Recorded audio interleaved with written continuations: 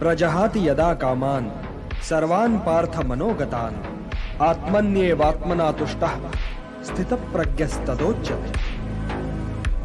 उसी की भांति तुम अपनी कामनाएं त्याग दो, अपनी व्यक्तिगत अभिलाषाओं से मुक्त हो जाओ, सुख दुख से परे होकर अपने स्वयं में संतुष्ट हो जाओ पार्थ। तो ना तुम्हें दुख की अग्नि जला सकेगी और न सुख की वर्षा तुम्हें भिगा सकेगी। हे पार्थ, स्थित प्रज्ञ वो मुनि है जो सुख और दुख दोनों ही में समान भाव रखता है और कोई उसका ये संतुलन तोड़ भी नहीं सकता।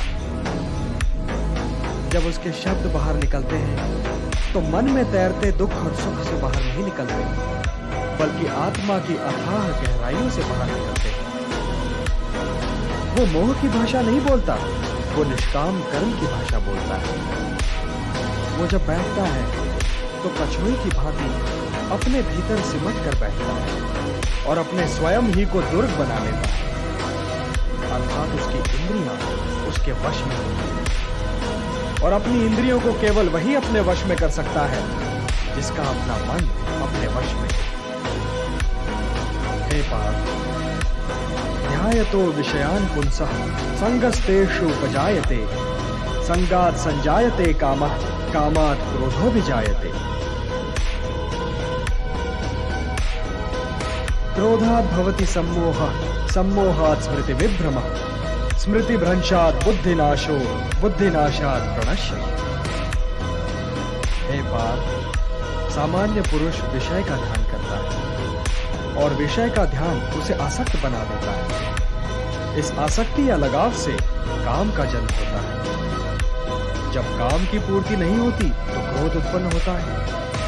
जब क्रोध उत्पन्न होता है तो विषय के प्रति मोह और बढ़ जाता है, और जब मोह और बढ़ जाता है पार्थ तो सोचने की शक्ति भटक जाती है। जब सोचने की शक्ति भटक जाती है तो बुद्धि का नाश होता है, और जब बुद्धि का नाश होता है तो मनुष्य का सर्वनाश हो जाता है। और हे कुंती पुत्र, तुम्हारा यह मोह तुम्हें बुद्धि के विनाश की ओर ले जा रहा है। तनिक सोचो पार्थ कि जिसके पास बुद्धि ही ना होगी उसे शांति कैसे मिल सकती है।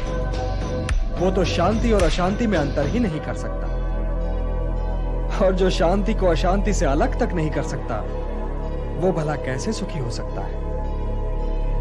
हे पार्थ, जैसे पवन के झोंके नाव को भटका देते हैं, वैसे ही कामनाएं बुद्धि को भटका देती हैं।